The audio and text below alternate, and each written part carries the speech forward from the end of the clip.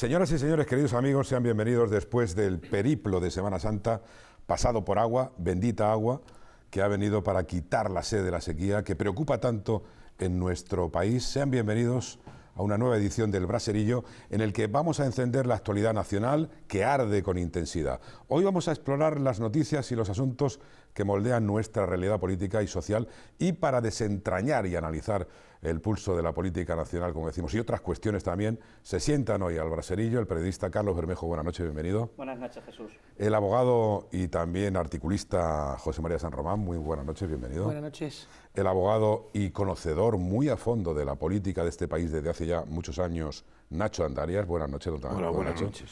Y otro articulista, también colaborador de medios de comunicación y también jurista, don Javier Gil. Buenas noches. Buenas noches, Jesús.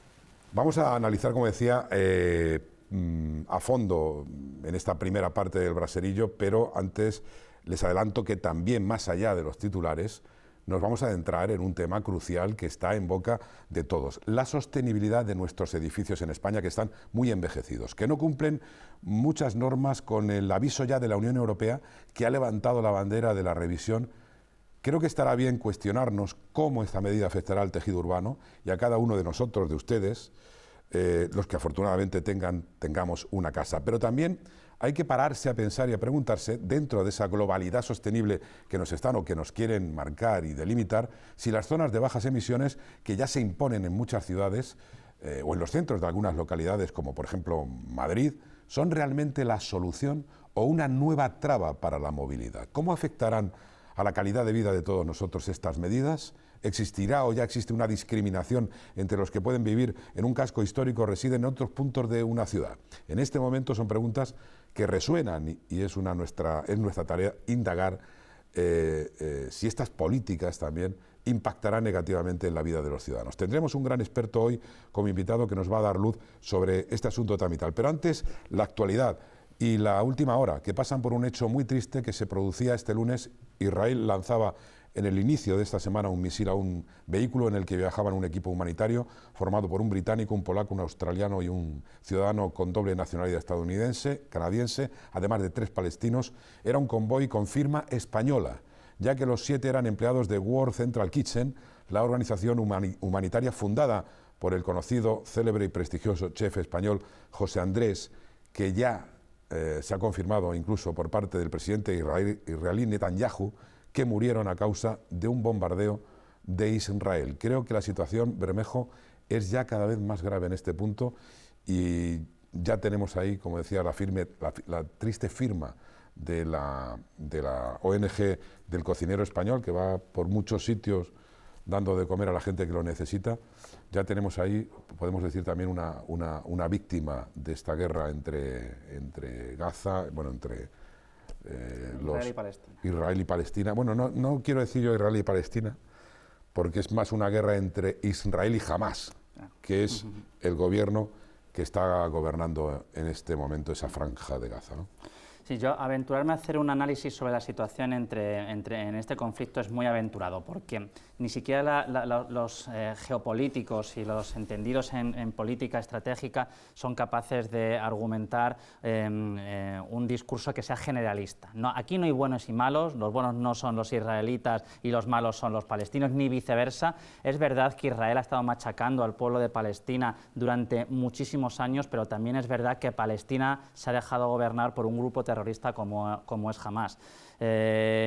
Hablar desde fuera de este conflicto me parecería muy aventurado. Yo creo que el prisma occidental o el punto de vista de Europa con respecto a este conflicto es muy arriesgado. Por eso me ha llamado mucho la atención que ahora quiera ser Pedro Sánchez el que esta mañana precisamente haya hecho las primeras declaraciones poniendo a España a favor de Palestina y diciendo que serán otros países de Europa los que sigan nuestro impulso, ¿no? Señora Andarias, ¿qué opinión tiene de lo que está pasando? Muy breve, es una reflexión para cada uno.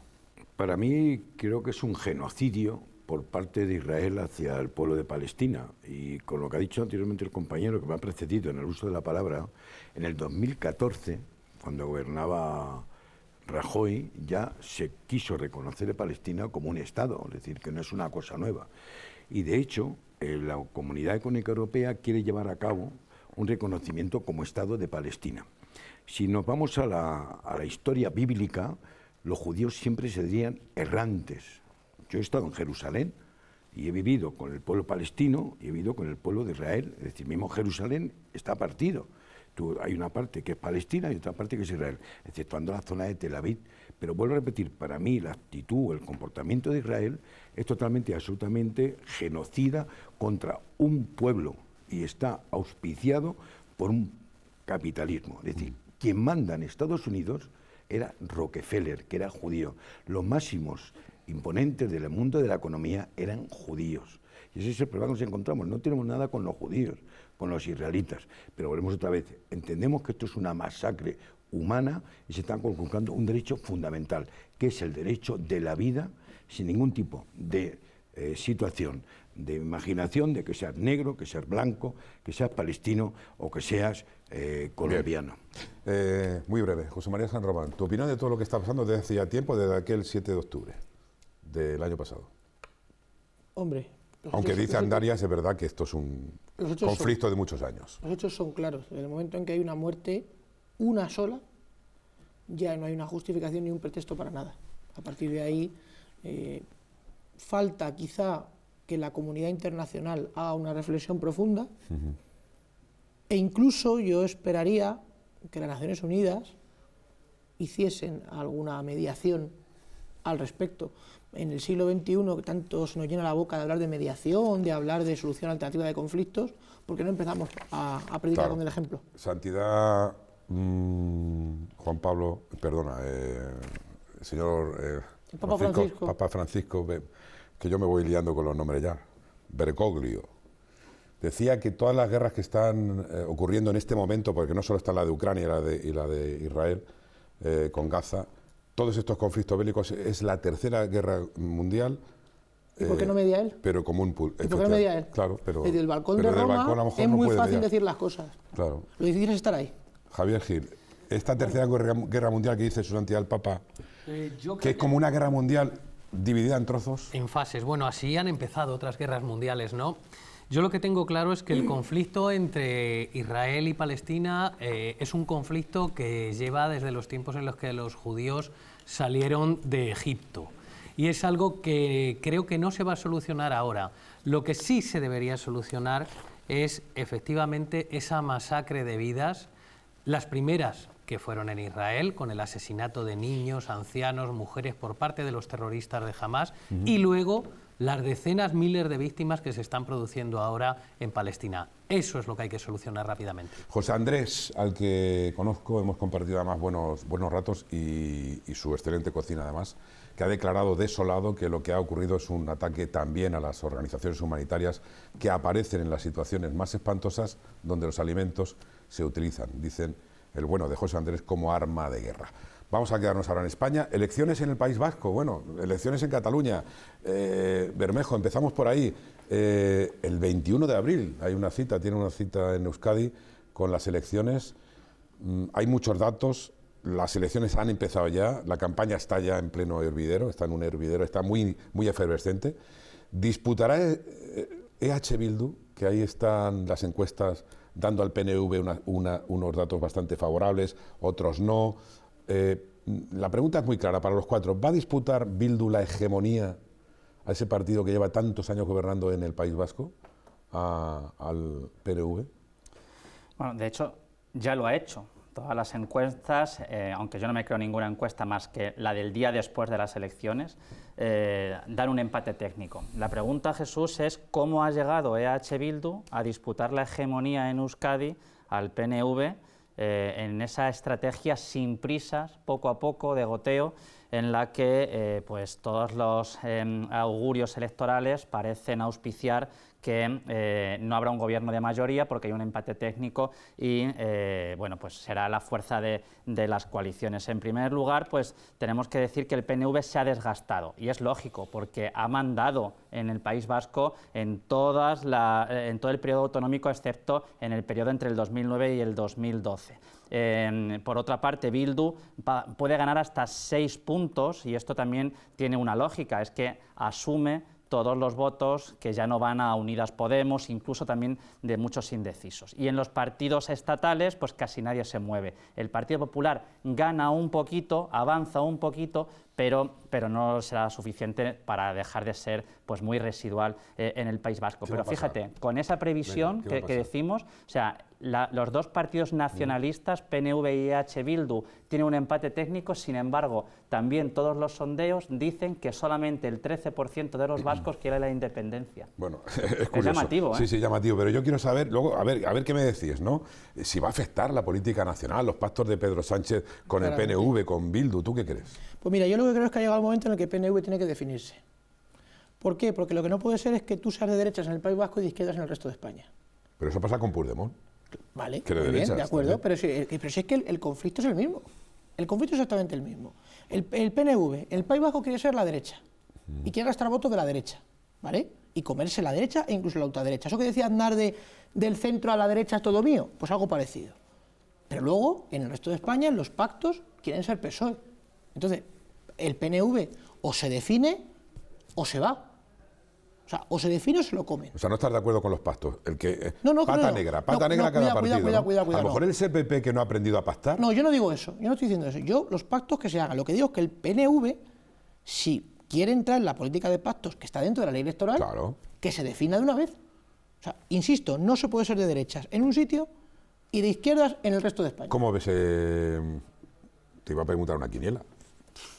Complicado, Yo ¿no? ahora mismo no puedo hacer una quiniela, porque además Bildu está en bastante política arraigado, ¿no? un minuto es una vida. Aquí pueden pasar muchas cosas y veremos a ver si hoy es día 2. Sí. Las elecciones son el 21, creo recordar. Sí. Nos quedan 19 días de partido hasta los penaltis. Y el profesor Nacho Andarias, ¿qué me dice? A ver, que tiene Yo- otra visión. A ver. Bueno, vamos a ver, hay una cuestión. El Partido Socialista de Euskadi está gobernando siempre con el PNV.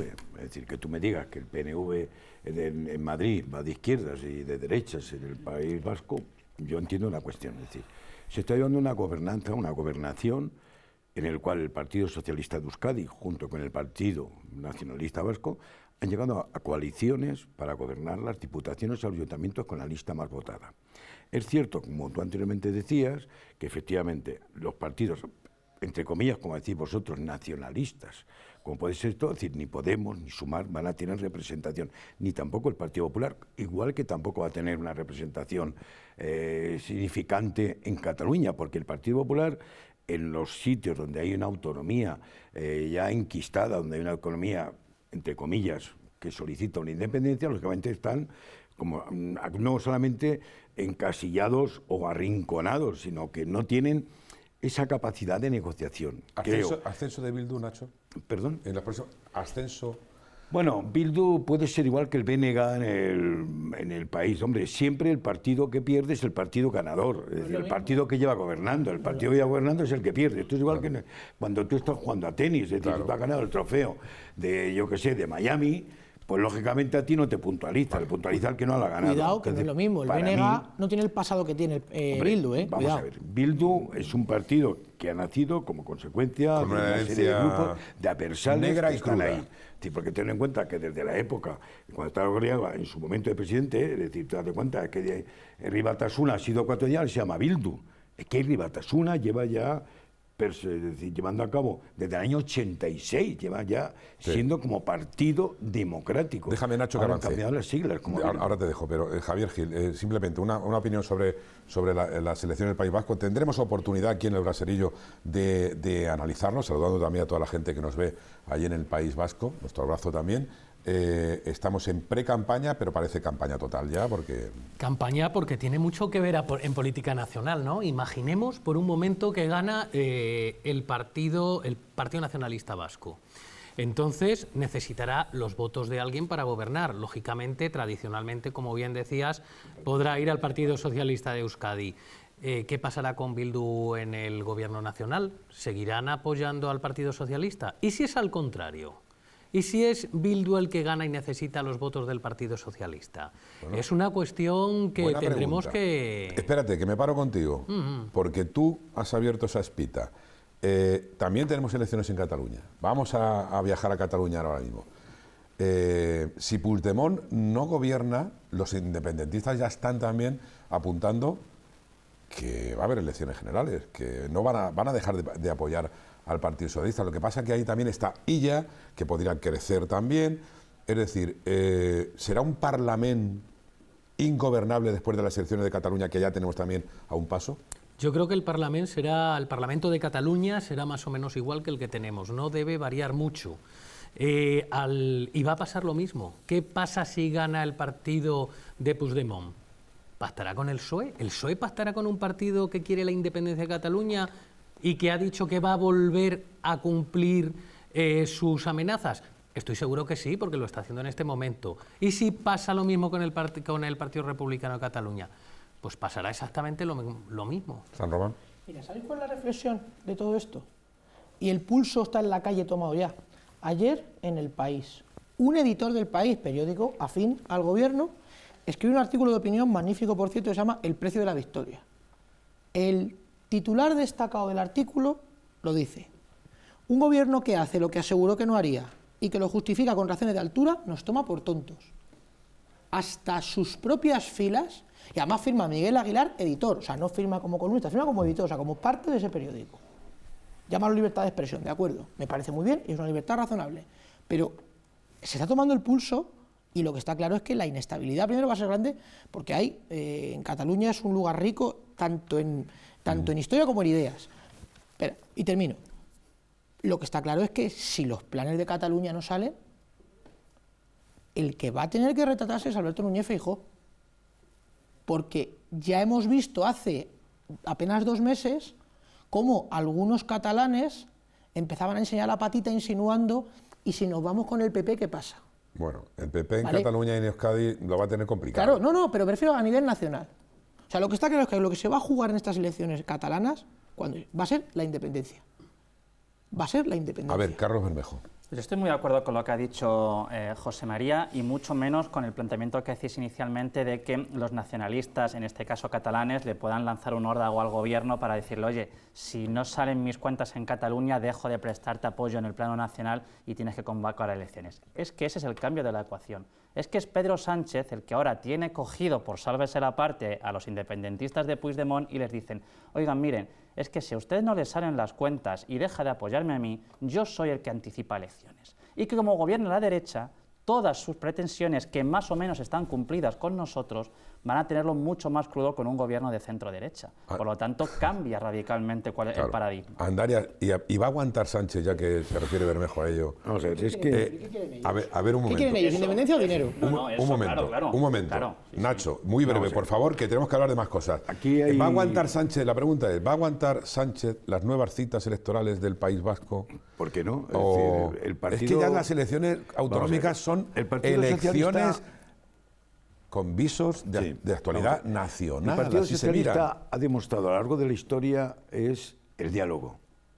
El diálogo, la comprensión, el hablar. El Partido Socialista. El Partido Socialista siempre ha sido diálogo, siempre, diálogo. Sí, lo está haciendo, siempre. lo está haciendo. Vamos a ver, Existe lo está todavía, haciendo. Nacho. es que vamos a ver. ¿Me Mira, han preguntado a mí si quiere la independencia de Cataluña? Vamos a ver. No, vas a con la ley de amnistía. Eso no es diálogo, eso es dictadura. Vamos, tiene un momentito, no que va a ser diálogo. Aquí hemos respetado a todo el mundo, siempre las mayorías. Vamos bueno. a ver, hay una cuestión. Vale. Nosotros no pregonamos y damos trigo, nosotros hacemos la realidad, lo que tenemos. Mira, hay una cuestión. Tú ten en cuenta con el tema de la independencia del Estatuto de la Autonomía. Cuando dices nosotros, es que te sientes Bueno, socialista. así como ciudadanos. Bueno, vale. Como ciudadanos, no nosotros, porque yo no soy miembro de... Vale. No soy miembro ejecutivo. Sí, sí. Es decir, la historia de Cataluña proviene ya de la Segunda República, del año 1934, con Maura, que era de derechas. Y de presidente de las Cortes estaba Argüelles, Moreno de los Ríos. Y fue cuando vino la primera independencia. Y en el año 1934, un poco antes de la dictadura del general Franco, cuando hubo el golpe de Estado, el primer golpe de Estado que lo dio fue con Mani, Luis con Mani, y se le acusó. Y cuando entró Azaña, le indultó, porque le condenó a 36 años de sedición y rebelión. Tráeme tu reflexión al siglo XXI. Y después venga. Azaña lo recuperó, y después se dio cuenta que había habido. Después el presidente del partido, el secretario general del Partido Socialista, presidente del gobierno, Conclusión. intentó recuperar el estatuto. Y vuelvo a repetir, España es un Estado y no podemos buscar una unión de Estados. Aquí hay un Estado, que es España. Los demás, es decir, aquí no son cantones, ni son vilorrios, ni son nada. Aquí es un Estado. Y los catalanes, mientras no respeten al Estado, lógicamente estarán fuera de la propia Constitución. Y con respecto al resultado que tú me dices, vamos a ver, en el Ayuntamiento en Cataluña estamos gobernando con Junts la alcaldía y hemos quitado a Soler Tula, que era la lista más votada, y no ha pasado nada. Y ahora la persona que lógicamente está llevando a cabo la mayor representación es Illa, y es el posible candidato que salga elegido en estas autonómicas. ¿Con quién va a negociar? Con quien debe de ser fundamentalmente para llevar a cabo el desarrollo de Cataluña dentro del Estado como unión, y respetando y escuchando a todas las fuerzas representantes que estén en el Parlamento. Eso es una bipolaridad. Nacho, porque es una bipolaridad absoluta. ¿Por qué? Porque es una bipolaridad. Lo que me estás Pero vamos a ver, planteando la independencia que, por ejemplo, hoy el presidente dice que vamos a hacer un referéndum reconsultivo. Es que está en el artículo de la Constitución. Sí, de acuerdo, pero ¿usted cree que puede ser que usted no es un Estado independiente? Usted ese referéndum lo tiene usted que hacer a nivel de Estado, de España. A ver si el resto de los españoles decimos Cataluña sí o Cataluña no. Eso es lo que queremos. Que de una vez se os mete en la cabeza. Tenéis una obsesión de una independencia que la estáis cogiendo por los pelos en el sentido de que no es la realidad. Pero ¿quién tiene España es un Estado y el resto, es decir, una España centralista. Y se llevó a cabo con el tema de las autonomías una descentralización que se hizo en el año 1900 con la anterioridad. Vale, caballero, que no tenemos tiempo, que se va Nacho. Es que no os preocupéis. Que recupera la bandera del independentismo. Que Cataluña nunca puede ser independentismo. La bandera del independentismo lo llevan Estado. partidos como Junts, Esquerra Republicana y los partidos que están en Cataluña. Pero son florituras que ya en su día lo tuvimos. Señores, vamos y ya a ver, la historia no se puede no repetir. quería ya entrar en lo peor que tenemos. Es que por desgracia ahora la mismo. historia se repite. Por favor, caballeros, no quería entrar en lo peor que tenemos, que es las tramas de corrupción o presunta corrupción, que aquí tengo a 3 abogados, que eso hay que catalogarlo así. La trama Koldo, para ponerles al día a ustedes, llega al Senado. Por cierto que Koldo García, en una entrevista en El Mundo, ha desvelado que ofreció mascarillas a 4 ministerios y 5 autonomías. La verdad, qué negocio, ¿eh? Pero yo pregunto, esto quizás sea la punta del iceberg, porque ¿cuántas empresas habrán ofrecido a miles y miles y miles de ayuntamientos mascarillas, material? Es decir, que no sabemos todavía. Pero claro, en aquel momento pues había muchas empresas que florecieron para entregar, como decimos, o para ofrecer, como ha relatado Koldo, a 4 ministerios y 5 autonomías, mascarillas. El ex asesor de Ábalos, que es clave, como saben, del caso más grave que acecha en estos momentos al PSOE, ha revelado también contactos con el gobierno de Armengol, la actual presidenta del Congreso, antes presidenta de Baleares, y directamente con el ministro canario Torres, y que por el tema de las mascarillas, ha dicho en esa entrevista, no le van a meter a la cárcel, que por otros casos y otras cosas a lo mejor sí. El otro capítulo, el PSOE pide llevar a Ayuso, a la presidenta de la Comunidad de Madrid, al Congreso. Más comisiones de investigación, más crispación, Javier Gil. Venga, una reflexión rápida, que tenemos que entrar a un tema que sí que afecta a la gente. Aquí lo importante es saber que hay un grupo de personas que son unos sinvergüenzas, presuntos sinvergüenzas, Jetas, caraduras, trincones, que lo que han hecho mangones. es ganar dinero de algo tan terrible como fue la pandemia. Bueno, se podía ganar dinero, pero de manera lícita, no ilícita. Sí, pero claro. esto depende de lo que digan los tribunales, porque hay que estar a lo que digan los tribunales. Todo parece indicar que es de manera ilícita. Pero es que no es eso, porque si hubiera sido eso, yo estoy seguro que hay 20.000 empresas en España que intentaron vender cualquier cosa. El problema es que este señor era asesor de un ministro del gobierno. El problema es que este señor está emparentado con montones de empresas que han recibido dinero del gobierno, que tenía hilo directo con el presidente del gobierno y los ministros, y que recibe junto con el ministro, por ejemplo, en el aeropuerto de Barajas, a una criminal, como es la vicepresidenta del gobierno de Venezuela, cargada de maletas que no sabemos qué llevaban dentro, cuando tenía prohibida la entrada en territorio europeo. Schengen, sí. Entonces, aquí lo que tenemos es un caso de corrupción enorme, Bermejo, a ver, tenemos 5 minutos para terminar y quería hablar yo del sistema de pensiones cuando he dicho a Javier Gil. Vamos a hablar algo que sí que le interesa a la gente. Esto también, claro. Yo creo que esto interesa mucho porque, más allá de lo que magníficamente Javier ha analizado, hay un trasfondo que realmente interesa a la gente. El primero de ellos, 4 puntos brevísimos, no tardo más de un minuto. Bolaños dice, el ministro Bolaños, que los lunes es portavoz del Gobierno, pero el resto de la semana parece ser ministro de Exteriores. Dice que la soberanía popular, que no nacional, porque la soberanía nacional ya la hemos perdido. La soberanía popular, el gobierno del pueblo, reside en el Congreso y en el Senado. Nadie debería de extrañarle, ¿no? Son las Cortes Generales. Pero que un poquito más en el Congreso, que en el Senado un poquito menos. Eso lo ha dicho el ministro portavoz del Gobierno. 2.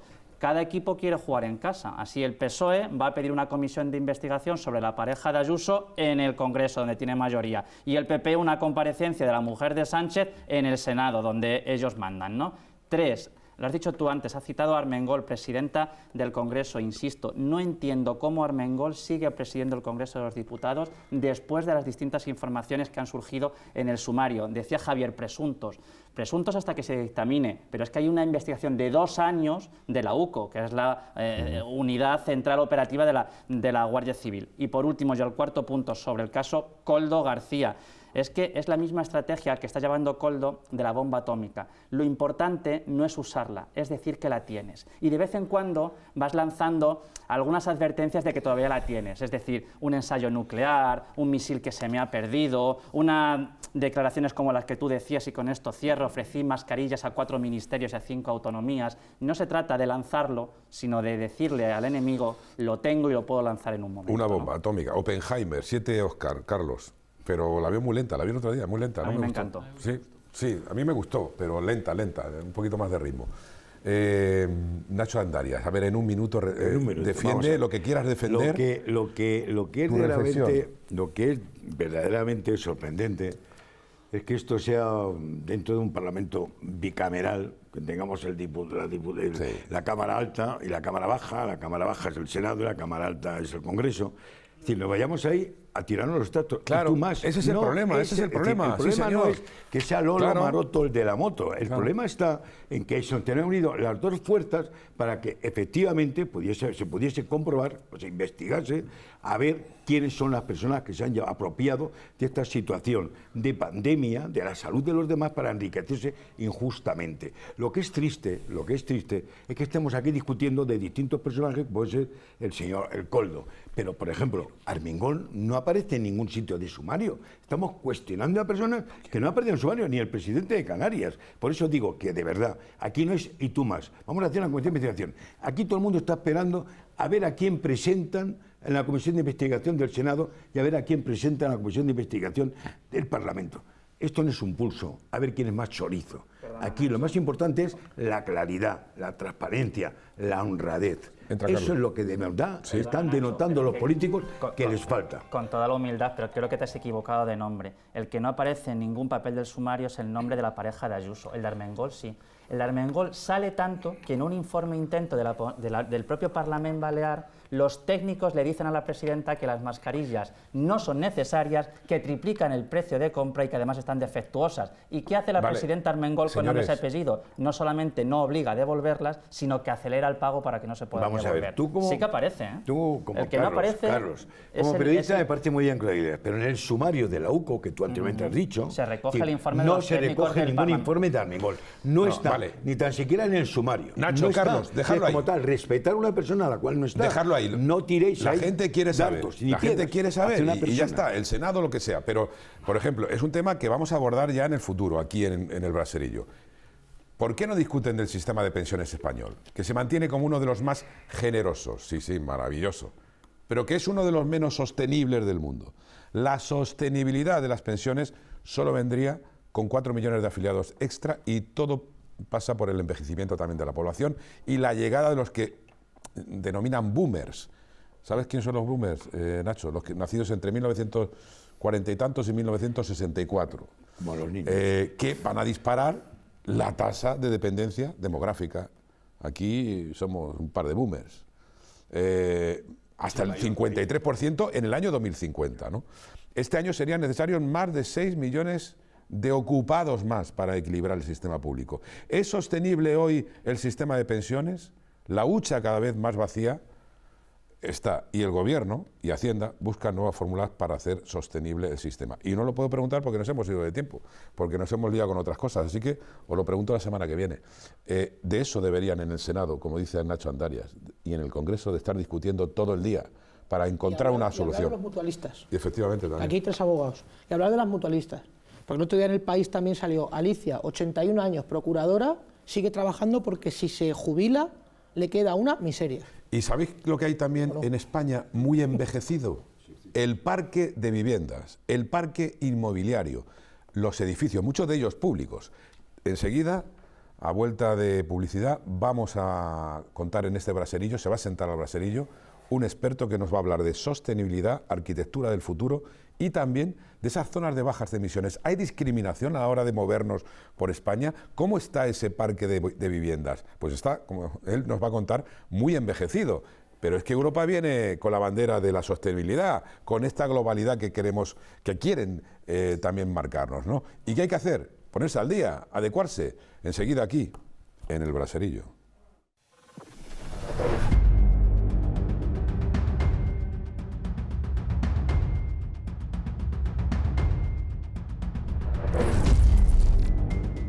En el braserillo, aquí en el grupo Cadena Media y por toda España, saludando a mucha gente que nos ve pues desde las televisiones del grupo Cadena Media en todo, en ese balcón del Mediterráneo, en la Comunidad Valenciana, en el País Vasco, en Andalucía, en Extremadura, en Castilla-La Mancha, en Castilla y León, saludando a mucha gente y a muchas televisiones que se van sumando. Hoy con Nacho Andarias, Carlos Bermejo, con Javier Gil y con José María San Román y con un invitado. Les decía que hoy hablaremos. Vamos a hacer en más de una ocasión, yo creo, de un tema crucial y que está en la boca de todos. La sostenibilidad de nuestros edificios en España que están, y he hablado de muchas comunidades, muy envejecidos. Tenemos un parque de viviendas, de hogares, muy envejecido, construido en otras épocas donde no se contemplaban las técnicas y estándares que ahora se reclaman. Pisos, edificios, incluso públicos, que no cumplen muchas de las normas con el aviso y ahora el requerimiento próximo de la Unión Europea para que todo se adecúe. Y hay que preguntarse cómo estas medidas van a afectar al tejido urbano, a los ciudadanos, a cada uno de nosotros. Pero también hay que pararse a pensar y a preguntarse, dentro de esa globalidad sostenible y eficiente que nos quieren marcar, si moverse en coche, en los vehículos, por las ciudades o por el centro de las ciudades, en esas denominadas zonas de bajas emisiones que ya se imponen en muchas ciudades, en los centros de algunas localidades como Madrid, por poner un ejemplo, con coches también, dentro de unos años, será un problema. Y que usted, por ejemplo, por su economía, no podrá cambiar, porque quizá no pueda cambiar de coche. ¿Son realmente la solución o una nueva traba para la movilidad? ¿Cómo afectarán a la calidad de vida de todos nosotros estas medidas? ¿Existe una discriminación entre los que pueden vivir en un casco histórico de una ciudad o residen en otros puntos de una ciudad, del extrarradio, por así decirlo, y los propietarios, por ejemplo, de vehículos con más edad? Son preguntas y cuestiones que todo el mundo ahora mismo se hace y que no sabemos si impactarán negativamente en la vida de ustedes, los ciudadanos. Tenemos hoy en el braserillo a un gran experto como invitado que nos va a dar luz sobre este asunto tan vital. Es arquitecto, máster en intervención y rehabilitación arquitectónica, ha realizado multitud de ponencias y trabajos sobre el cambio de la nueva arquitectura y la sostenibilidad y la eficiencia de los edificios, y en una provincia de España, concretamente en la provincia de Toledo, es el presidente de su colegio de arquitectos. Don Carlos Rojo, buenas noches, bienvenido. Buenas noches. Un placer tenerte aquí, gracias por tu presencia. Igualmente, un placer estar aquí con vosotros. Lo he resumido, ¿estamos ante un grave problema? ¿Estamos ante una discriminación?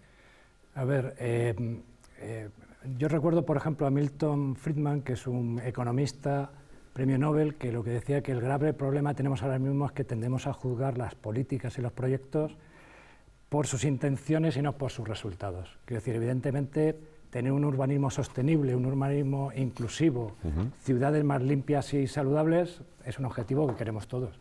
El problema muchas veces es las políticas que estamos intentando llevar a cabo en determinadas ciudades y que, en mi opinión, generan más problemas que soluciones.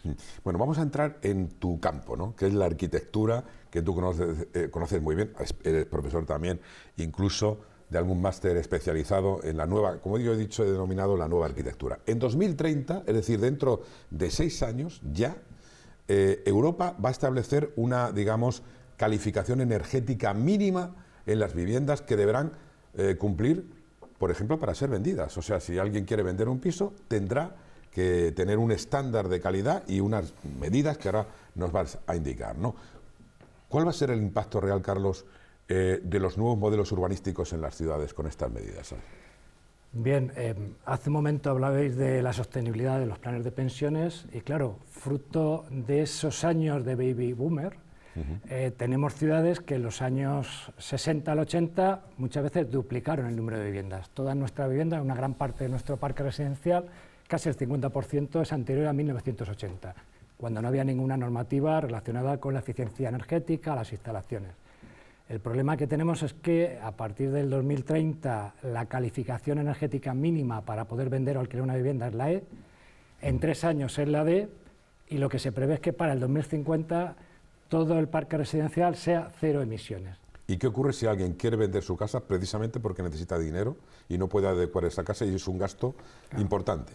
A ver, las políticas que se generan sobre todo a partir de la Agenda 2030 y en estos momentos con los fondos Next Generation es la ayuda a través de subvenciones a las personas que más lo necesiten en poder actualizar el parque residencial, su patrimonio. Sí. Porque el gran patrimonio de todos nosotros es la vivienda.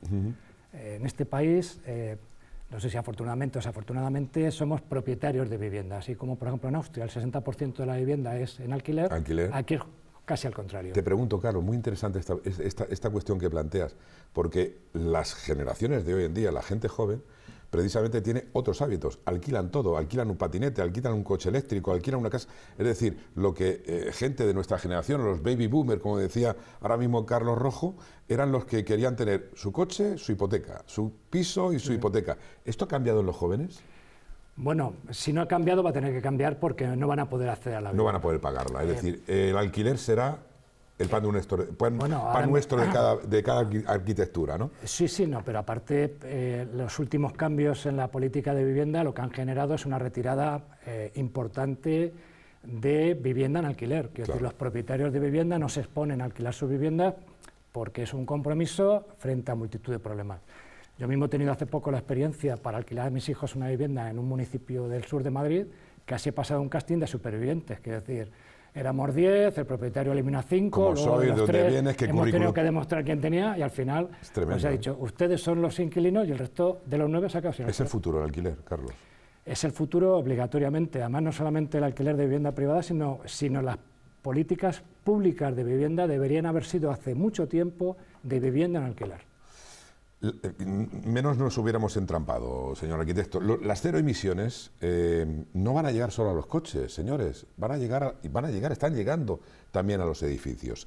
Deberán reducir incluso al máximo sus emisiones de gases de efecto invernadero. A ver cómo podemos explicar, resumirlo esto. Sí, vamos a ver. Las certificaciones energéticas que vienen obligadas desde las normativas europeas atañen fundamentalmente a 2 conceptos. Uno, el diseño de la vivienda, que tiene que ver con los aislamientos que tiene, el tipo de ventana y el tipo de diseño, y otro es la emisión de gases de efecto invernadero, que tiene que ver con las instalaciones que tenemos en casa para calentar y refrigerar.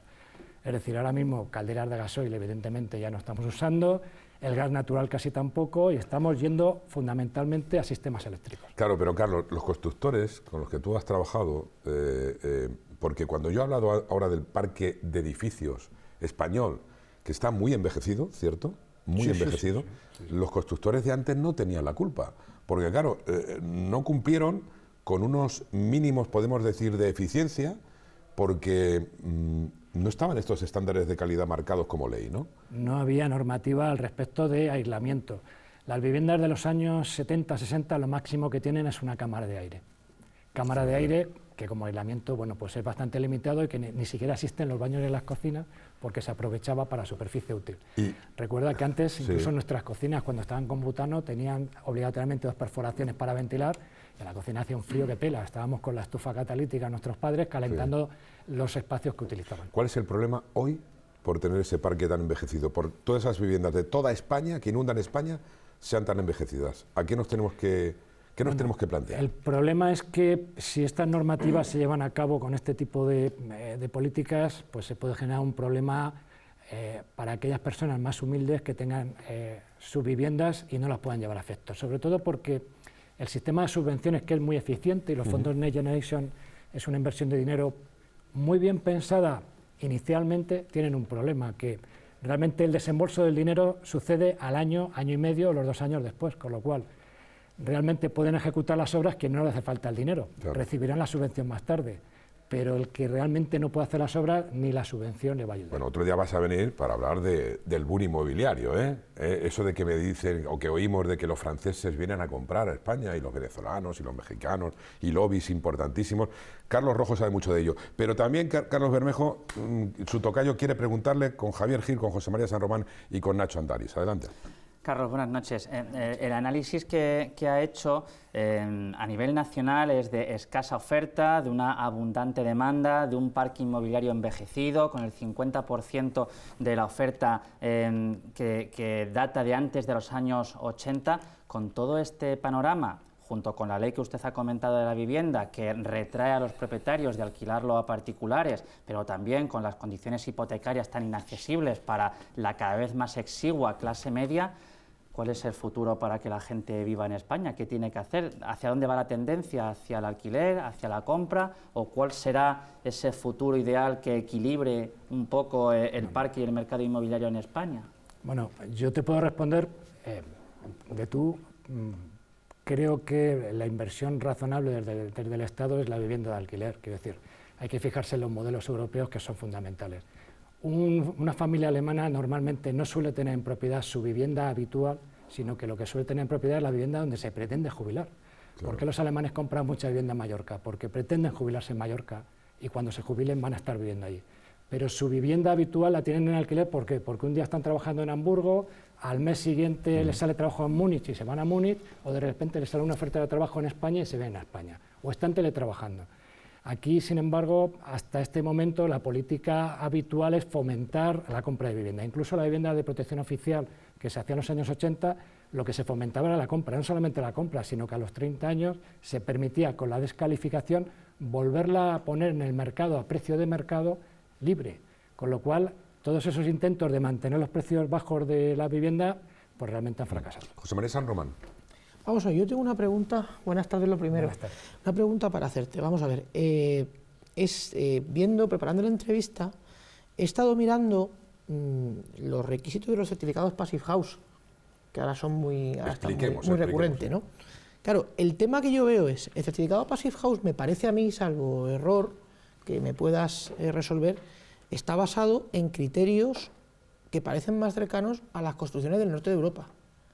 Mi pregunta es, menos certificado Passive House y más construcciones verdaderamente sostenibles, verdaderamente recuperando materiales que sean más sostenibles para mantenerlos, para los hogares, para las viviendas. Y explicamos Passive House a la gente. Bien, el Passive House es un estándar alemán de viviendas de consumo casi nulo y se basa en un entorno hostil como es el norte de Europa, un entorno donde durante 10 meses al año la gente está dentro de su vivienda con más o menos calefacción y que solamente durante 15 días disfruta casi de un verano razonable.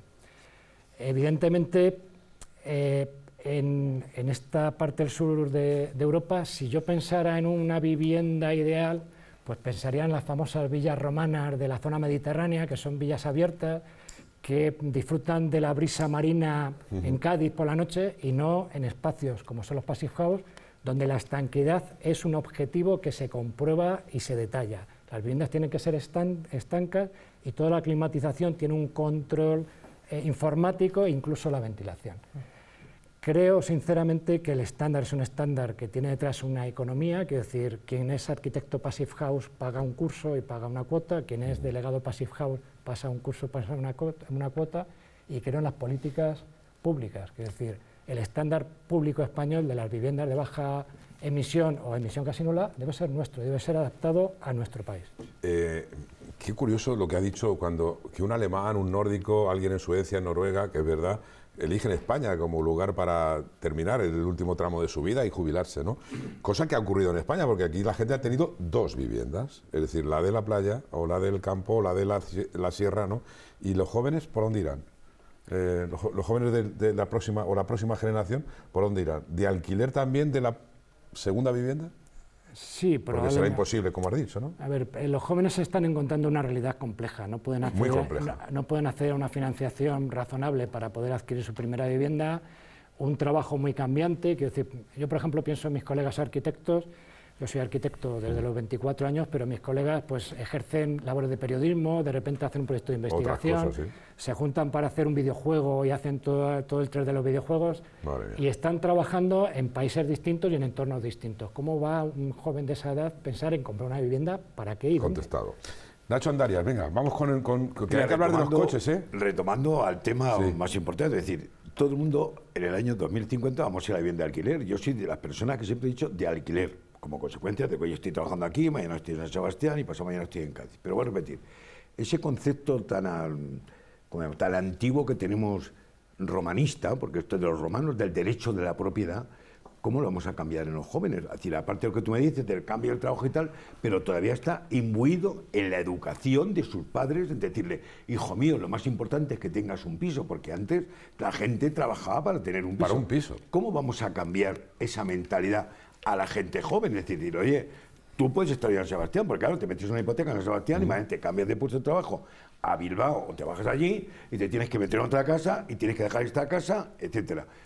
¿Cómo se va a cambiar esa manera, aparte de la política urbanística que tienen que cambiar el gobierno español o la política urbanística que debe cambiar el Estado? Es decir, ¿cómo vamos a cambiar ese pensamiento en los jóvenes que los padres todavía tienen enquistado ese derecho a la propiedad? Esa costumbre. Bueno, yo creo que con padres como tú y como yo, que le digan a nuestros hijos, evidentemente, que una hipoteca sean 400 euros al mes y un alquiler 500, no es tirar el dinero. No es la frase que oímos, en el momento en que la hipoteca es algo más bajo que el alquiler, ya la gente parece que tira el dinero. No tiras el dinero, estás pagando por un uso de un bien que si al año siguiente no estás allí, no te cuesta nada dejar y cambiar. Sin embargo, una hipoteca es un compromiso a 20, 30 y 35 años de por vida, y la vida en 2 años, 5 años, se da la vuelta por completo. Sí, señor. ¿Y eso por qué no se lo decimos a los jóvenes? Que no, bueno, que algunos padres... Algunos padres a los caseros también. Claro, porque es que la diferencia no son esos 100 euros. O sea, un piso en alquiler en mi ciudad, en Talavera de la Reina, está en 800 euros. Y una hipoteca a 25 años en 430.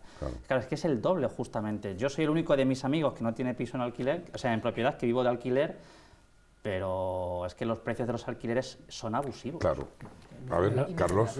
Nosotros sabemos que hay nomadismo cada vez más en nuestra generación. A ver, algo que tiene que decir el experto sobre el tema de esos precios de alquiler. Claro, ese es otro hándicap en contra. Sí, la política de vivienda es una política muy compleja, porque el mercado residencial es intensivo en dinero y en plazo. Es decir, si yo hoy quisiera hacer una promoción de viviendas en alquiler, mínimo estaría hablando de 3-4 años. Claro, 3-4 años en estos momentos es un mundo.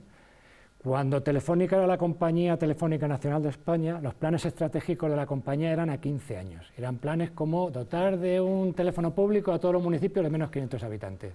Hoy en día Telefónica, sus planes estratégicos son a 2 años, revisables al año. Entonces, es decir, si Telefónica no sabe qué va a pasar dentro de 2 años, o sea, meternos nosotros a una hipoteca de 25 que... Javier Gil, vamos con ello. Carlos, muchas gracias también por estar aquí hoy con nosotros. Yo te voy a pedir que un poquito que hagas también de brujo, de adivino.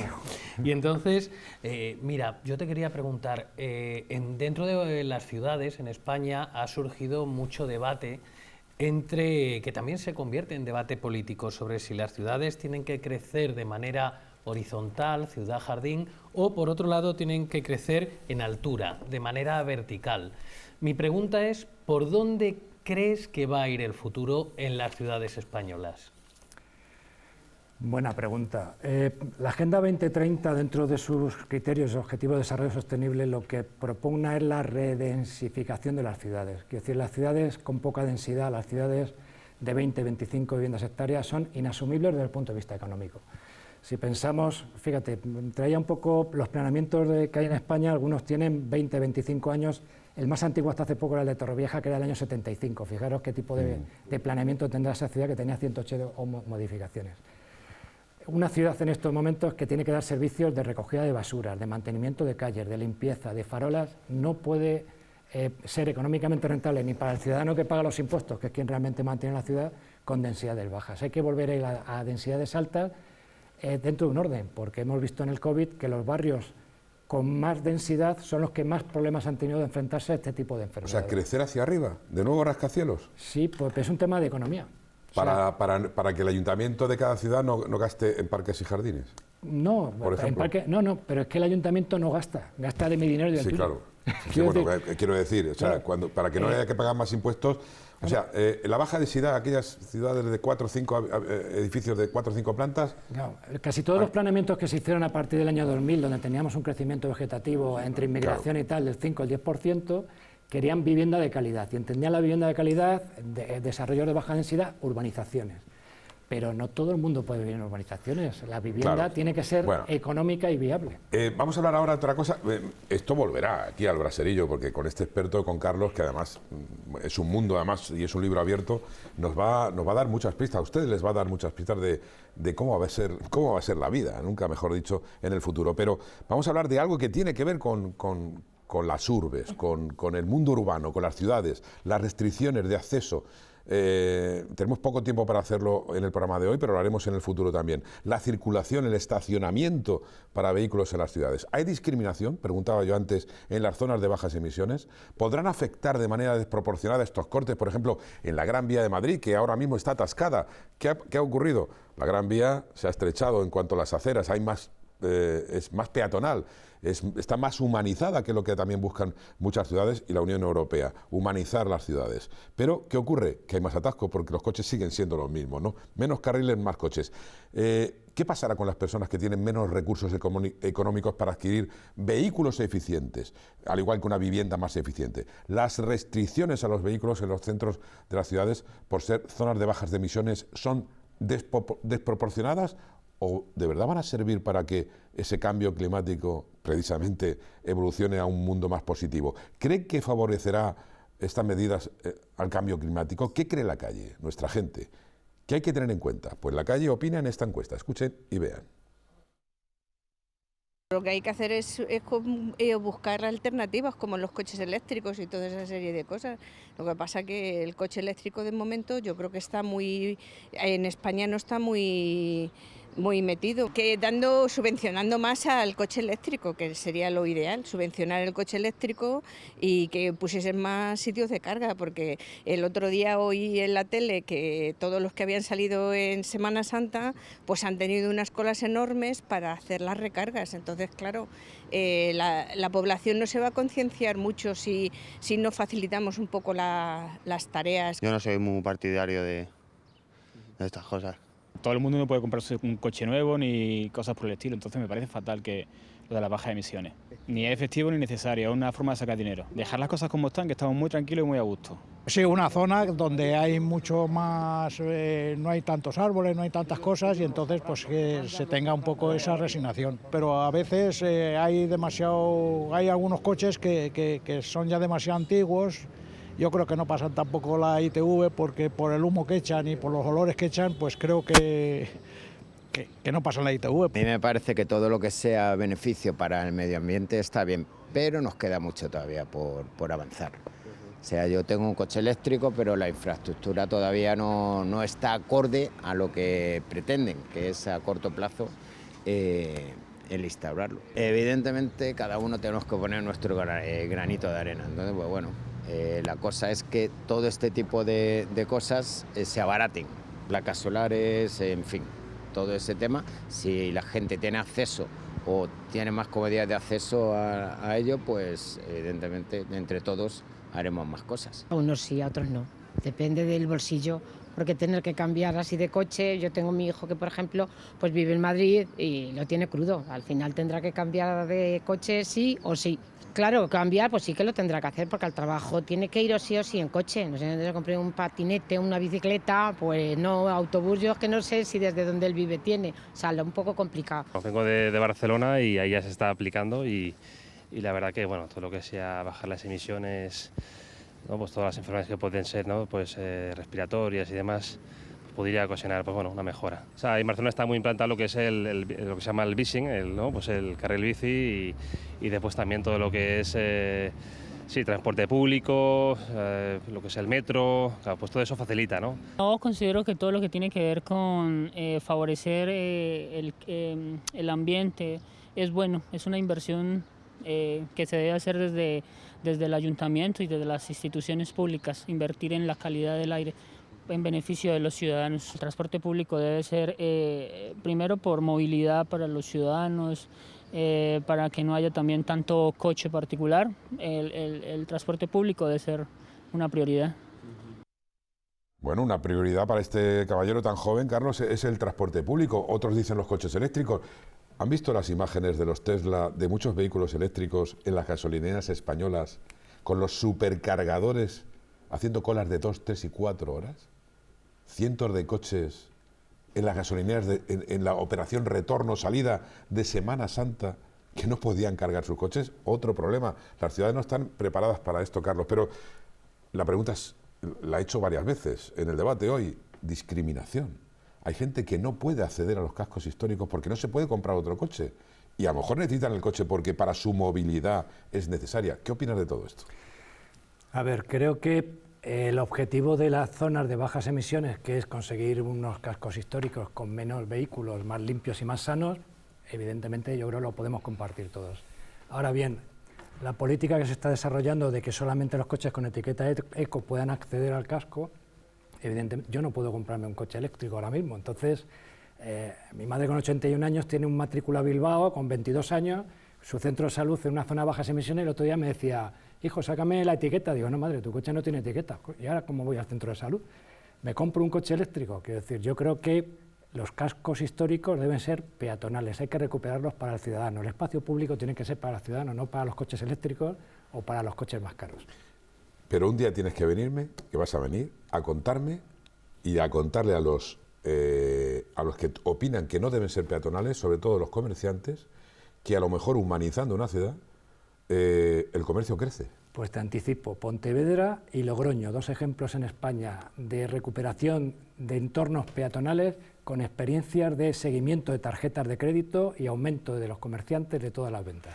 Carlos Rojo, buenas noches. Encantado. Muchas gracias por haber estado con nosotros. Y con Carlos Bermejo, con Nacho Andarias, con Javier Gil y con José María San Román y con un invitado más dentro de la política de Castilla-La Mancha y de la provincia de Toledo. Vamos a conversar en la recta final, hasta el filo de la medianoche, aquí en el Braserillo.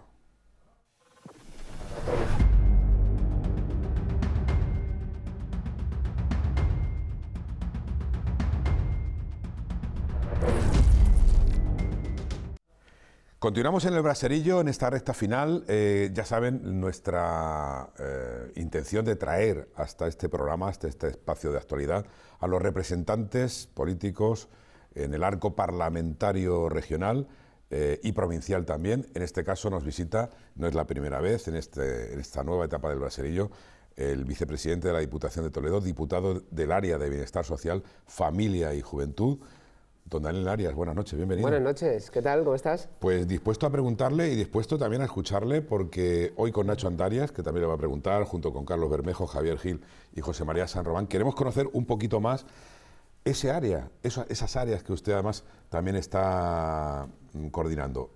Llevamos 9 meses, es como un parto de legislatura, ¿no? Sí. Y en todo este tiempo, que para usted se le ha hecho largo o corto. Corto, siempre cuando está uno en política se hace corto. Bueno. Cuando está uno ocupado se hace corto siempre. ¿Qué resumen hace de este primer tramo de legislatura, de esas áreas que usted coordina en los capítulos de Bienestar Social, Familia y Juventud? Bueno, pues el resumen es que había que darle una vuelta importante al área. Bueno, en la parte de familia no existía, se ha creado nueva en este nuevo gobierno, y que había que darle una vuelta importante a muchas cosas. Había que escudriñarse el cerebro en hacer cosas nuevas y en utilizar los recursos para que le llegaran mejor a la gente, y en eso estamos, en eso es en lo que hemos ocupado los 9 meses, en conocer nuestra provincia, en conocer los problemas que atañen a nuestra área y ahora en pensar soluciones para ayudarles. ¿Está satisfecho de algún logro? Sí. ¿Por ejemplo? Estoy satisfecho de varios logros, pues de programas que hemos sacado adelante hasta ahora, de cambios que hemos hecho. Por ejemplo, ya hemos presentado esta mañana los nuevos campamentos y hemos hecho bastantes cambios para que sean más baratos para la gente, para que sean más accesibles para la gente por renta que más lo necesita, que la gente de los pueblos pequeños tenga más puntuación para entrar en esos campamentos. Bueno, pues ayudar en el tercer sector a gente con discapacidad de una manera más significativa, a poner en marcha iniciativas en la Residencia Social Asistida, San José. Bueno, pues creo que hemos dado, sobre todo, hemos conseguido que la gente que está dentro de ese tercer sector vea que no solo no queremos que vaya a menos, sino que queremos realmente ayudar. Y ya está usted recorriendo también, enseguida vamos a hablar de una parte tan importante de la sociedad como es ese tercer sector, vinculado también a la provincia de Toledo, pero está usted recorriendo bastantes poblaciones de la provincia de Toledo y pulsando dentro de estas áreas las necesidades también, que son muchas, supongo, ¿no? Sí, dentro de estas áreas y fuera, porque, bueno, a la vez soy presidente provincial del partido y, bueno, estoy visitando concejales de muchos municipios. Y la verdad es que tengo que decir que en estos 9 meses he comprobado cómo hay aspectos de la política en la provincia de Toledo y en Castilla-La Mancha pues que son deficitarios, en mi opinión, y son problemáticos. Y es que creo que hay una distancia importante entre esas instituciones y esos equipos de gobierno que está habiendo en muchas poblaciones y los ciudadanos. Los plenos, que son los órganos donde realmente se debaten las cosas del pueblo, lo que le importa a la gente, pues en algunas ocasiones sirven para muy poco. No se responde a las preguntas que se les hacen a los equipos de gobierno, no se plantean temas para debatir, para ayudar, mociones que se presentan con las que el equipo de gobierno está de acuerdo, pero porque las presenta la oposición votan en contra. Es decir, nos estamos encontrando con una situación dentro de las instituciones que no van a favor del pueblo, que no van a favor de la gente, sino que lo que miran es el propio beneficio.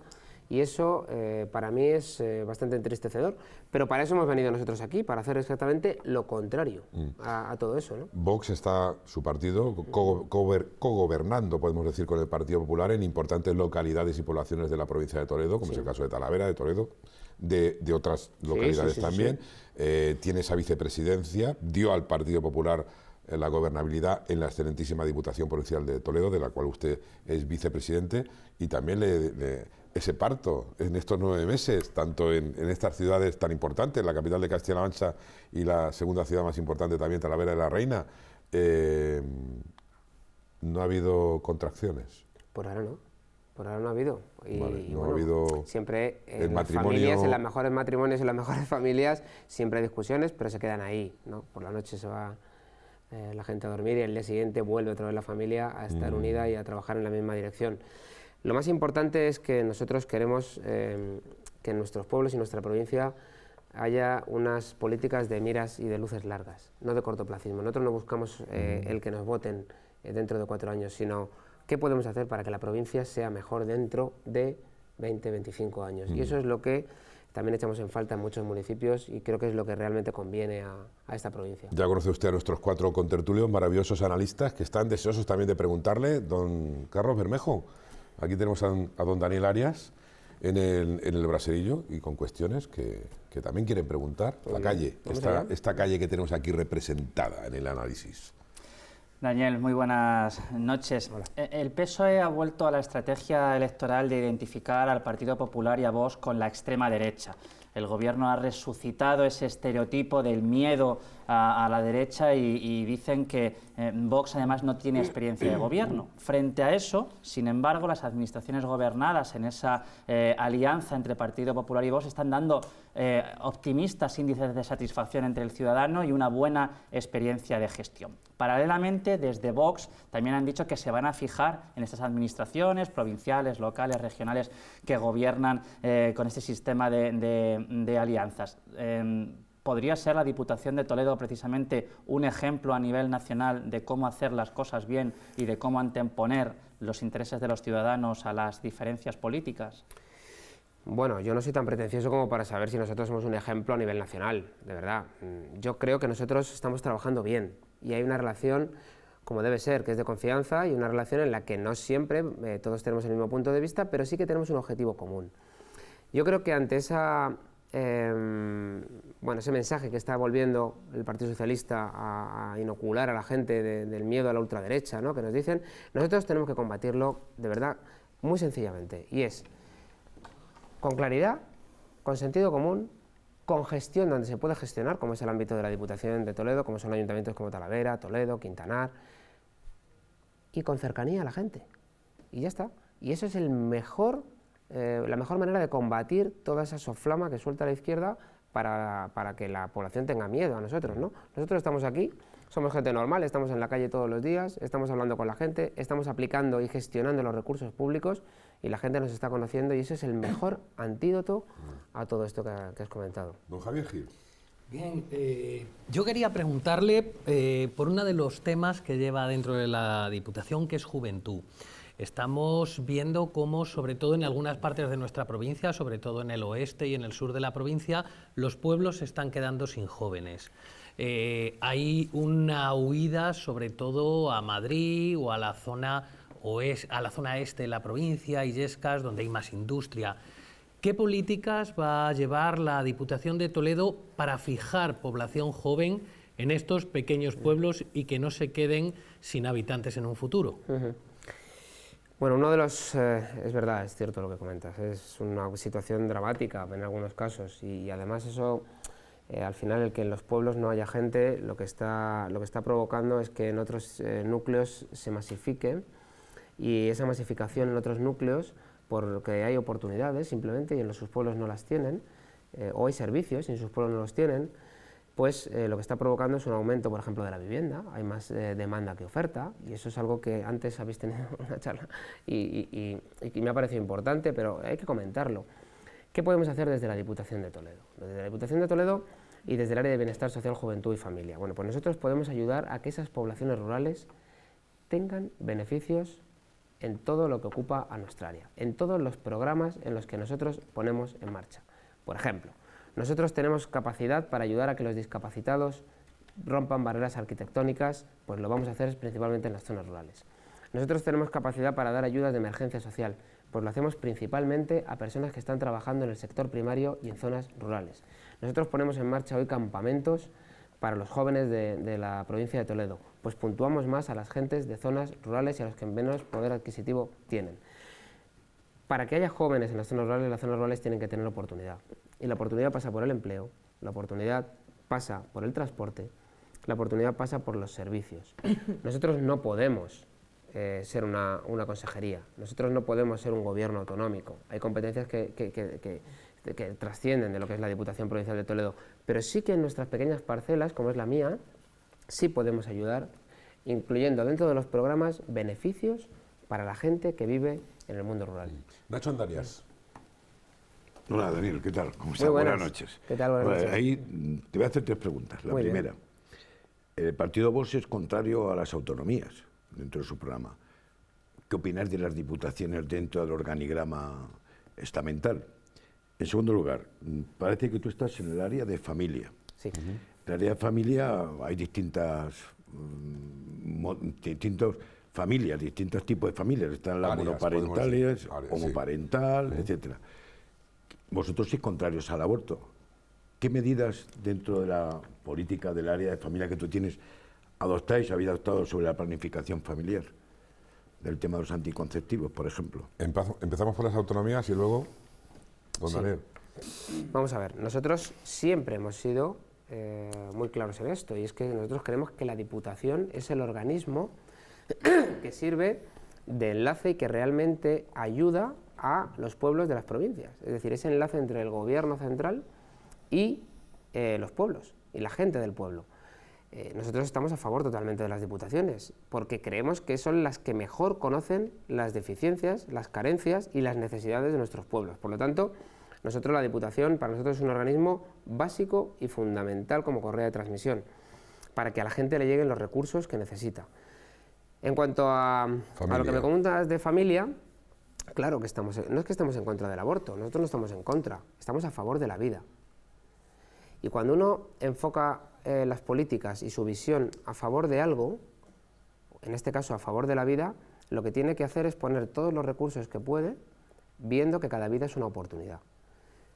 Para nosotros es maravilloso pensar así, porque hay tantos casos en los que se dice lo contrario y luego se pierden oportunidades, que nosotros vamos a poner todos los recursos que desde nuestro área tenemos para que cada vida pueda ser llevada a cabo, pueda salir, pueda ser una oportunidad para nuestra sociedad. ¿Cómo?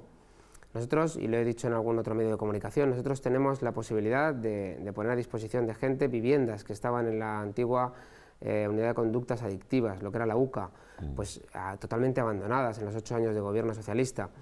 Y nosotros lo que vamos a hacer es rehabilitarlas y ponerlas al servicio solamente de esas personas, de esas mujeres, no, de quien lo necesite. Hay otras asociaciones que lo necesitan también y con las que hemos hablado, pero también de esas mujeres que lo puedan necesitar. Para nosotros la familia es el núcleo fundamental de la sociedad y ayudar a que cualquier vida salga adelante para nosotros es un logro. José María San Román.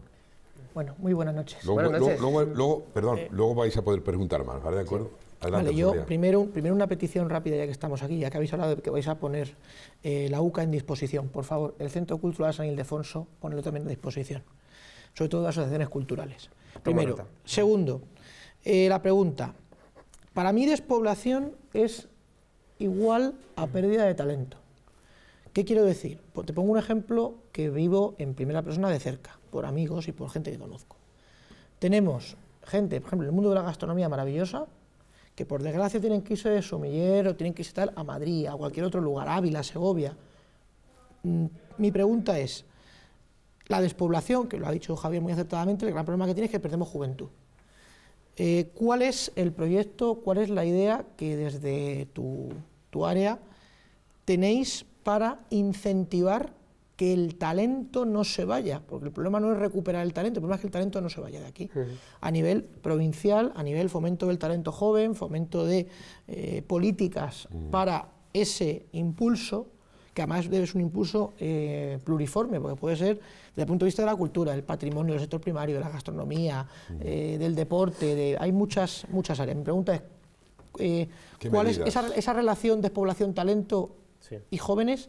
¿Qué medidas tenéis planteadas o vais a plantear o tenéis pendiente plantear en este sentido?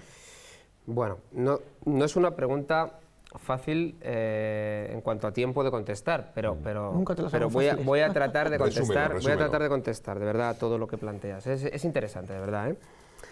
Nosotros no podemos obligar, los políticos no pueden obligar a que nadie resida en un sitio. No podemos. Pero sí tenemos la obligación de que todo el que quiera pueda, porque tenga unas necesidades básicas cubiertas. Eso es lo que tiene que hacer la Diputación de Toledo en la medida, como he dicho antes, de que no somos una consejería, de que no somos la Junta de Comunidades de Castilla-La Mancha, es decir, el Gobierno regional. Por lo tanto, desde nuestras áreas, todos desde nuestras áreas, tenemos que esforzarnos en que haya incentivos que ayuden a que todo el que quiera residir en su pueblo o en un pueblo pueda hacerlo. Pero claro, me hablas de talento. Y el talento, fíjate lo que te digo, el talento, nosotros con el talento no tenemos que hacer nada. Tenemos que dejar que pueda llevarse a cabo lo que cada uno pueda crear. Es decir, nosotros, los políticos, cuando hablo de nosotros hablo de los políticos, en el caso del talento, lo mejor que podemos hacer, ¿sabes qué es? No estorbar. Fíjate qué sencillo y qué difícil a la vez. Yo tengo que crear las situaciones para que cualquiera pueda residir en su pueblo. Y él, con su iniciativa, con su cabeza, con sus estudios, con su formación, crear lo que pueda llevarse a cabo dentro del lugar, el ámbito donde vive. Pero, de verdad, y lo creo firmemente, los políticos lo mejor que podemos hacer con la gente talentosa es no estorbarla y no ponerle trabas. ¿Y el empujoncito? Pero ahí está, don Daniel, le pregunta, medidas, ¿qué medidas? Porque usted está visitando, como dice, todos los pueblos de la provincia de Toledo y está encontrándose con pueblos muy vacíos, que es que además ya hasta desaparecen los bares. O sea, que haya un banco es complicado, si no es por alguna entidad que hace posible que la exclusión financiera no exista. Pero ¿qué medidas reales tiene preparada la... Sé que es largo, pero resumida la Diputación de Toledo para activar en los pueblos que no queden solo personas mayores? Más que largo, es que un incentivo, hay incentivos fiscales que nosotros no podemos aplicar. Por ejemplo, no podemos aplicar esos incentivos. Nosotros, una de las cosas que tenemos muy claras es que nosotros no queremos pretender que la gente viva de la subvención. La Diputación de Toledo no puede subvencionar, tiene que ayudar a que se pueda crear ese ambiente. Por ejemplo, voy a poner un ejemplo. Nosotros estamos trabajando en nuestro área, es algo, es una primicia, pero estamos trabajando en un programa nuevo que fíjese que creo que es una demanda bastante importante para los pueblos, y es dotar de una cantidad importante de dinero a las AMPAs de los colegios para que puedan tener un servicio de aula matinal y un servicio a las 2 de la tarde para los padres para conciliar. La conciliación. Fíjese qué cosa que en una ciudad donde vivimos, en Toledo, es algo normal, pero en los pueblos no lo tienen. No lo tienen. Vamos a sacar una línea de ayudas, vamos a crear un programa para que esas AMPAs puedan solicitarnos dinero y conciliar. La conciliación familiar. Y como he dicho antes, incentivos y ayudas dentro de nuestros programas para que la gente de los pueblos se vea beneficiada y le compense estar en el pueblo donde quiere. También esto daría para un programa también, porque ha hablado usted de los discapacitados. También la Diputación tiene un área de ayuda, un área benéfica con el tercer sector. Me gustaría saber qué impulso necesita y están planteando desde la Diputación de Toledo para ese tercer sector en la provincia. El otro día me decía una persona discapacitada que está en una silla de ruedas, me decía, pues la televisión es algo que tenemos y que a usted le vemos con sus debates, porque yo salgo muy poquito, escasamente muy poco, ¿no? Me dedico a la lectura y a otras cosas, ¿no? Los discapacitados, las asociaciones que hacen tanto en la provincia, en toda Castilla-La Mancha y en toda España, de discapacitados, ¿no? Ese tercer sector, creo que usted tiene alguna fijación importante positiva con él, ¿no? Sí, lo primero es que voy a explicar brevemente, muy rápido, cómo surgen la mayoría de asociaciones del tercer sector. Y surgen de padres que tienen la necesidad de ayudar a sus hijos porque tienen alguna discapacidad, se asocian porque no tienen otros recursos, se asocian y a partir de ahí coge el relevo las administraciones públicas. Eso es lo que nosotros hemos hecho, es coger un relevo que los padres iniciaron y ayudarles. ¿Pero qué problema está teniendo el tercer sector en Castilla-La Mancha? Pues que las leyes son muy bonitas y el papel lo aguanta todo, pero cuando se llevan a la práctica hay que dotarlos de unos recursos económicos, materiales y humanos, porque si no, no pueden llevarse a cabo. Y eso es lo que está complementando hoy en día la Diputación en el tercer sector. Lo que está haciendo es que se puedan llevar a cabo esas leyes que se están aprobando en las Cortes de Castilla-La Mancha y que tienen un dinero insuficiente y vienen a la Diputación, las asociaciones, a que sean capaces de complementar y poder llevar ese servicio a cabo. Una última ronda de preguntas. Vamos ya con brevedad. Carlos Bermejo. Primero, una observación. Me llama la atención que José María hablaba ahora de la retención del talento aparejada a la despoblación, cuando acabamos de hablar con el arquitecto Carlos Rojo, poniendo en equiparación lo que hacen otros países como en Alemania, en el que un joven vive en Düsseldorf, en Múnich, en Frankfurt, y cuando llega a la madurez de su etapa como trabajador, pues se decide jubilar en Mallorca. Entonces no podemos tener como referente a Alemania, en el que alquilamos y nos movemos a través de todo su país, y en España decir que queremos retener, porque retener es sinónimo de atrapar el talento para que no salgan de nuestros pueblos. Por eso me ha parecido muy acertada la postura de Daniel cuando ha hablado de que nosotros no podemos obligar a nadie a que viva donde quiera, pero sí ayudarle a que haga donde lo desee, ¿no? Y luego la pregunta al diputado: cuando hablamos de política, hay una dicotomía, hablamos de gestión, pero también hablamos de ideología. ¿Por qué cree Daniel que se ataca tanto a los partidos con ideología tradicional, es decir, a los que defienden la vida, a los que defienden la familia, a los que defienden las tradiciones, cuando es lo que conversamos normalmente con nuestra familia, con nuestros amigos, y defendemos esos parámetros en lo coloquial? Sin embargo, cuando los llevamos al plano político, son frecuente centro de la diana de los discursos de otro tipo de partidos que llevan ideología más woke? Sí. Bueno, porque realmente rompe con lo que ellos quieren hacer. Ellos quieren destruir la familia, ellos quieren destruir la tradición, ellos quieren destruir la idea de unidad de país, la unidad de España, en este caso porque estamos en España, yo no sé en otros países, pero hablo del mío. Ellos quieren destruir eso y nosotros estamos en el lado opuesto. En el lado opuesto, pero no porque queremos confrontar, sino porque creemos que esos valores y que esos principios son los adecuados para que España crezca, para que haya progreso realmente en España. No progresismo, sino progreso realmente en España. Entonces somos atacados por defender lo básico y fundamental. Y yo me atrevería a decir que estamos defendiendo aquello en lo que el ser humano en esencia es familia, es tradición, es lo que hemos heredado de nuestros abuelos. Entonces, al final, cuando tú atacas eso, estás atacándote a ti mismo. Es algo que parece paradójico, pero es real. Y la gente que está atacando eso, al final, lo que sufre es, yo creo, que sufren una especie ellos mismos de decir, pero ¿qué estoy diciendo yo mismo? pasó en un pleno el otro día en Madridejos. Hubo una cantante, Inma Vilches, que cantó allí por el mes de la mujer y tal, cantó unas canciones y tal, y una concejal del Partido Socialista decía: me parece muy bien que haya cantado porque es muy español en el flamenco, pero no es el tema, pero me parece bien por los agricultores. O sea, al final dice uno cuando la escucha, pero ¿te parece bien o te parece mal? ¿Qué estás diciendo, no? A ver, Nacho, tenemos 3 minutos nada más y tengo 3 personas que quieren preguntar, así que No, por yo favor, una cosa, 20 segundos, muy rápido. Muy rápido, vamos a ver. Con respecto a las diputaciones, yo tenía entendido que era prestación de servicios, alcantarillado, basura, etcétera. Lo demás estoy solapando funciones de la administración autonómica, de los propios ayuntamientos, del propio máxime, cuando hay 38 diputaciones provinciales y 3 forales. Y después no hay diputaciones provinciales. En Logroño no hay, en La Rioja no hay, en Cantabria no hay. Es decir, ¿qué función tienen las diputaciones? Cuando la prestación de servicios de la diputación que se lleva para el alcantarillado, para el agua, los demás los servicios lo lleva la propia consejería. No hay diputaciones en las provincias uniprovinciales, claro, porque se solaparían, pero sí hay diputaciones en las que... Oficinas de colocación. Pero, ¿no? oiga, yo le digo una cosa, yo no me he inventado ni el área de bienestar social, ni el área de deporte y juventud, ni el área de cooperación e infraestructuras, ni el área de medio ambiente. Todo esto, a mí, yo cuando he llegado ya existía. ¿Cuántas áreas Por lo tiene tanto, la no Diputación, sé... Daniel? ¿Cuántas áreas tiene la Diputación de Toledo? Pues se las puedo nombrar todas. Bueno, no sé si salimos son 9, creo que son 9 áreas. Vale. Es decir, yo esto me lo he encontrado. Yo no sé si esto es lo adecuado o no. Yo sé que con esto ayudamos a los pueblos. Y yo sé que esto ya estaba en los 8 años que ha gobernado el Partido Socialista, anteriormente el Partido Popular, anteriormente... Y las diputaciones han estado siempre. Micropregunta, Javier Siempre. Gil. Lo que no han estado siempre han sido las comunidades autónomas. Micropregunta. Son anteriores. Estimado Daniel, mira, quería favor. hacerte una pregunta. La provincia de Toledo tiene una estructura muy especial y que es diferente a otras provincias. Tenemos una capital, una ciudad muy grande, prácticamente del mismo tamaño que la capital, y los pueblos. Las diputaciones, en teoría, están para las poblaciones pequeñas, de menos de 50.000 habitantes. Toledo recibe una financiación por capitalidad, por ser ciudad patrimonio de la humanidad.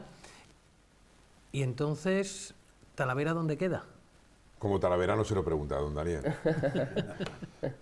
A ver, nosotros sí que es verdad que tenemos la conciencia de que estamos para ayudar a las poblaciones pequeñas. El presupuesto con el que cuentan Talavera de la Reina y Toledo es un presupuesto importante. Es un presupuesto que hace que puedan ellos mismos, por sí mismos, satisfacer ciertos servicios. Por lo tanto, nosotros lo que estamos intentando es ayudar a las poblaciones pequeñas. Por ejemplo, en nuestro área tenemos un programa de fisioterapia preventiva para mayores, pues es para pueblos menores de 6.000 habitantes. Tenemos otros programas, como acabo de hablar, de emergencia social, pues vamos a primar el sector primario, los campamentos. Es decir, estamos intentando que las ayudas lleguen a pueblos pequeños, que por cierto, la mayoría de los pueblos pequeños están en esa comarca de Talavera. Sí. Ahí es donde más estamos ayudando. Pero de lo suyo, estamos ayudando. De lo que le pregunta aquí y de lo mío. Pues a Talavera le puedo decir que después del montante de pueblos, que son 204 en la provincia de Toledo, Talavera es la ciudad que, por lo menos desde mi área, y yo creo que en general desde la Diputación, más está ayudando a la Diputación, como por ejemplo, y se lo puedo decir porque yo soy diputado delegado de ese área, también Talavera Ferial. No, nos vamos ya, pero... Que, por cierto, invito a todo el mundo a que este jueves empieza... AOVE, la feria de aceite de oliva, invita a todo el mundo a que vaya a Talavera a visitarla. Sí, señor, que ahí sí que apoya la Diputación de Toledo. Y va a estar la presidenta, me han dicho, en la inauguración. José María le ha pedido el Centro Cultural... El Centro Cultural de San Ildefonso. Que se le ceda que se abra culturales, ¿no? Que se abra otra vez, o bien para asociaciones culturales o bien para algún uso. Y también una consideración, bajo el punto de vista, que es, efectivamente has dicho, no hay que obligar a nadie a que resida donde no quiere, por supuesto. Que eso ni mucho menos hay que obligar, ¿no? Pero es verdad que yo frente a ese planteamiento te quiero lo hago y te digo, también hay que hacer atractivo, en la medida de lo posible, que la gente venga a vivir a nuestra provincia, por una sencilla razón, porque cada habitante que contribuye, quiero decir, y contribuye un niño, y contribuye, todo el mundo contribuye siempre y cuando aporte, ¿no? Entonces creo que esa contribución es necesaria, porque una persona, un elemento más de riqueza, ¿no? Me parece a mí, esa es mi sensación. Por eso digo que vale que no hay que obligar a nadie a que resida donde no quiere, pero es verdad que también desde Diputación una labor que yo considero, desde mi punto de vista, es el hacer atractiva la provincia, puesto que al final el que vengan a residir en nuestra provincia, lo que va a hacer es que siga creciendo en habitantes y por lo tanto siga creciendo en riqueza. Pues ahí tiene tarea, don Daniel, ¿eh? Bueno, mi frase es que tenía dos partes. No, la primera es la que ha dicho, pero la segunda es, pero sí tenemos la obligación de que el que quiera pueda. No, es decir, no obligar a nadie, pero el que quiera pueda. ¿Cómo? Servicios. Claro. ¿Cómo? Transporte. Claro. ¿Cómo? Que haya colegios. ¿Cómo? Que esos colegios puedan tener el aula matinal o el aula de después. ¿Cómo? Que haya unos buenos centros de salud. Es decir, que el que quiera pueda. Sí, pues yo digo, es que no es que el que quiera pueda, sino que haya mucha gente que quiera.